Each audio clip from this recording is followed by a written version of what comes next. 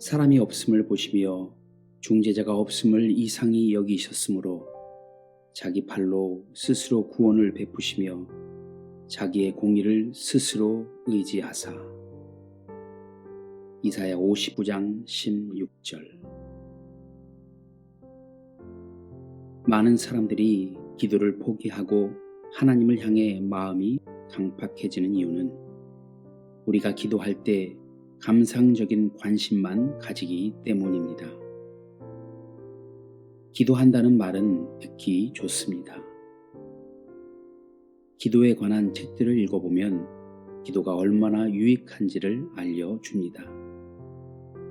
기도할 때 우리 마음이 평강을 누리며 우리 영혼이 높은 곳으로 들려진다고 합니다.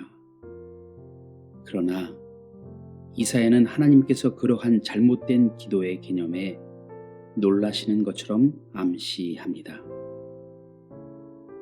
경배하는 마음과 중보기도는 병행되어야 합니다. 둘 중 하나가 없으면 불가능합니다. 중보기도는 우리 자신을 붙들어 기도의 대상을 향한 그리스도의 마음을 취하는 것입니다. 우리는 너무나 자주 기도 가운데 하나님을 경배하는 마음을 갖기보다 기도 응답이 어떻게 되어야 하는지의 논리를 펴나갑니다. 당신은 기도를 통해 하나님을 경배합니까? 하나님과 논쟁합니까? 저는 주께서 이 일을 어떻게 하실지 모르겠습니다. 이렇게 말하는 것은 하나님을 경배하고 있지 않다는 분명한 증거입니다. 하나님을 뵙지 못하면 우리의 마음은 강팍해지고 고집이 세워집니다.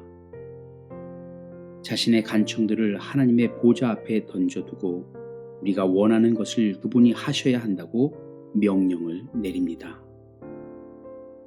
이러한 기도 자세는 하나님을 예배하는 것이 아니고 그리스도의 마음을 가지려고 구하는 것도 아닙니다. 우리가 하나님을 향해 강팍해지면 다른 사람을 향해서도 강팍하게 될 것입니다.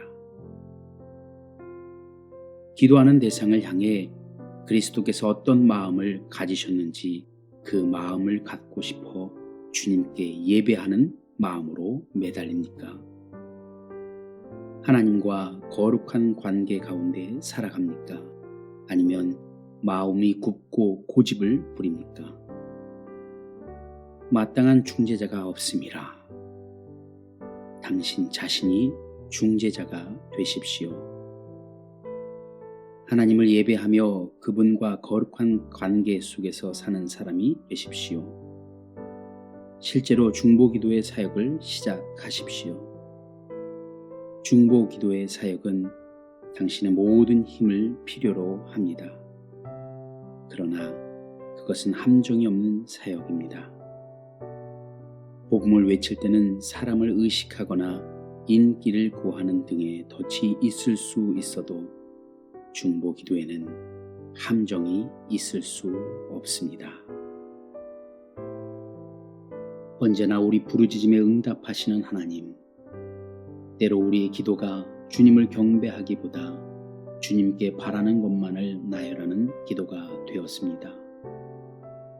이제는 하나님과 거룩한 관계를 이어가며 기도를 통해 주님을 경배하고 주님의 온전하신 뜻이 어디에 있는지 깨달아 알게 하시고 주의 백성들을 위해 중보 기도하는 제일교회 모든 성도들의 삶이 되게 하여 주시옵소서. 예수님의 이름으로 기도드립니다. 아멘.